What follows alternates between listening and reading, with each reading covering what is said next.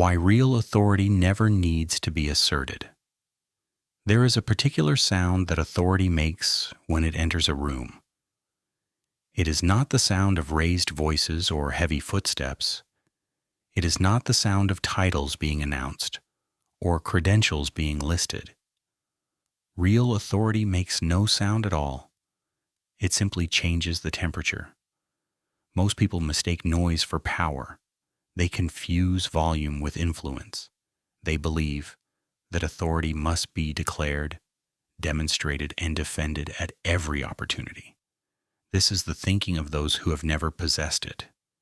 True authority operates through presence, not proclamation. It functions through recognition, not announcement. The moment someone feels compelled to remind others of their position, they have revealed the fragility of that position. Authority that requires constant assertion is not authority at all. It is insecurity wearing a crown. Watch how this plays out in any corporate environment. The newly promoted manager who begins every sentence with, "As your supervisor," has already lost the room. The consultant who opens presentations by reciting their LinkedIn profile has signaled their uncertainty. The expert who cannot answer a simple question without first establishing their credentials has revealed their deepest fear, that their knowledge might not speak for itself.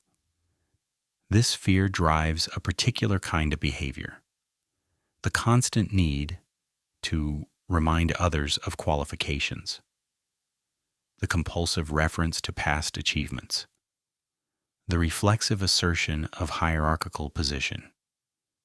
Each repetition weakens the intended effect. Each reminder suggests the position requires defending.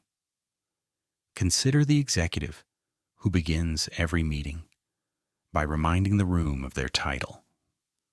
Watch the parent who repeatedly tells their children they are in charge.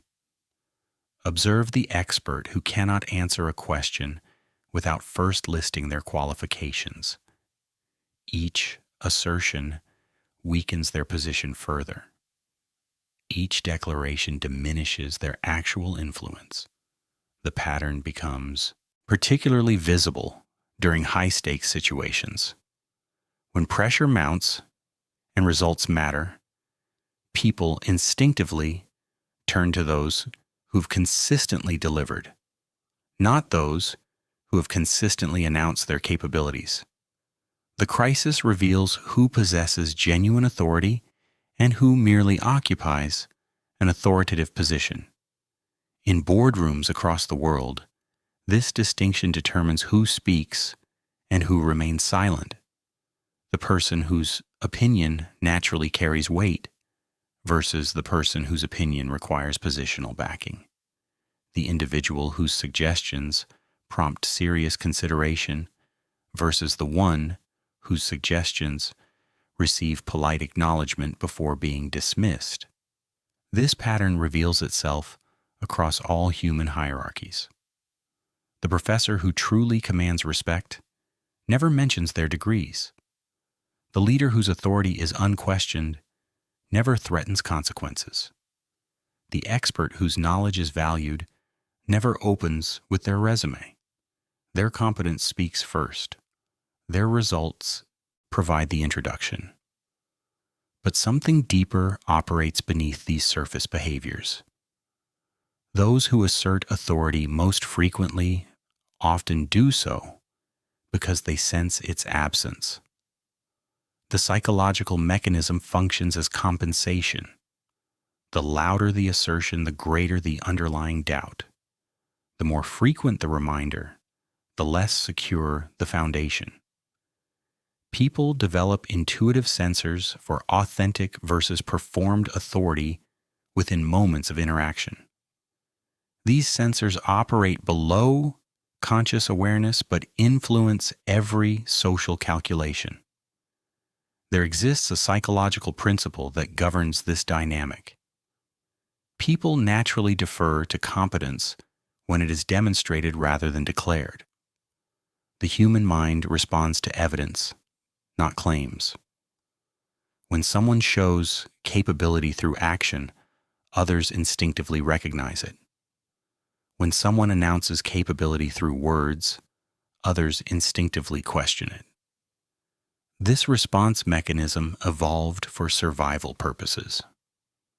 Throughout human history, correctly identifying genuine leaders and experts meant the difference between success and failure, sometimes between life and death. Those who could accurately assess capability regardless of claims possessed significant advantages. This ability became embedded in our social processing systems. Modern environments preserve these ancient patterns. The colleague who quietly solves problems others cannot, versus the one who loudly explains why problems exist. The manager who delivers results consistently versus the one who delivers presentations about future results. The advisor whose recommendations prove accurate versus the one whose recommendations sound impressive but fail in practice. This creates a paradox that few understand. The more you claim authority, the less you possess it. The more you demand respect, the less you receive it. Real authority operates in reverse. It accumulates through subtraction, not addition. The mathematics of influence follow this counterintuitive pattern. Every unnecessary assertion of authority subtracts from actual authority. Every unforced reminder of position weakens that position. The equation consistently favors restraint over exhibition. The truly powerful understand this mechanism. They allow their work to establish their credibility. They let their decisions demonstrate their judgment. They permit their results to speak for their competence. They never explain why others should listen to them. They simply provide reasons to listen. This approach requires a different kind of confidence. It demands security in one's actual abilities rather than anxiety about others' perceptions. Most people assert authority because they doubt they possess it. They announce their position because they fear others will not recognize it naturally. They defend their status because they suspect it might not withstand scrutiny. The insecurity manifests in predictable ways. Over-explanation of simple decisions, frequent references to past successes, defensive responses to minor questions, excessive concern with titles and formalities. Each behavior signals internal doubt despite external claims of certainty. But those who truly hold authority operate from a different foundation. They know their competence will become apparent through observation. They trust their judgment will prove itself through outcomes. They understand that real influence emerges from demonstrated value, not declared importance. This confidence expresses itself through subtle but powerful signals. The willingness to say, "I don't know," when uncertain. The ability to remain silent when others rush to fill conversational space. The tendency to ask questions rather than provide unsolicited answers. The comfort with being underestimated initially. The difference becomes visible in crisis situations. When pressure increases and stakes rise, false authority crumbles. Those who have relied on titles and assertions find themselves ignored. But those whose authority stems from genuine competence find their influence naturally increases. Others turn to them not because of what they have claimed, but because of what they have consistently delivered. Crisis serves as the ultimate test of authenticity. Manufactured authority cannot withstand the pressure of real consequences. Asserted expertise crumbles when confronted with complex problems requiring actual solutions. This dynamic appears in every professional environment. The colleague who constantly references their experience rarely possesses the experience that matters. The consultant who begins every presentation with their client list usually has the least impressive current work. The manager who frequently reminds subordinates of the hierarchy typically has the least actual control over outcomes. Consider the typical corporate meeting. The person who opens with their background rarely contributes the most valuable insights. The individual who establishes their expertise before speaking often provides the least expert analysis. The participant who reminds others of their seniority frequently offers the most junior level thinking. Meanwhile, the person whose comments others naturally lean forward to hear never begins with credentials. The individual whose suggestions generate immediate follow-up questions never needs to explain why their opinion matters. The participant whose presence changes the room's energy never announces their arrival with accomplishments. These patterns repeat across industries and cultures. In law firms, the attorney whose arguments carry the most weight rarely mentions their case record. In hospitals, the physician whose opinion other doctors seek never opens consultations by reciting their residency training. In academic settings, the researcher whose theories generate serious discussion never begins presentations with their publication count. People develop sophisticated sensors for authentic authority. They can distinguish between someone who has earned their position and someone who simply occupies it. They recognize the difference between confidence and compensation. They sense when authority is genuine versus when it is performed. The performance of authority follows predictable patterns. It involves excessive explanation of decisions. It requires frequent reminders of chain of command. It demands visible symbols of status. It seeks external validation of internal worth. Each element serves to convince others of something the performer doubts themselves. This performance creates its own trap. The more energy devoted to appearing authoritative, the less energy remains for developing actual competence.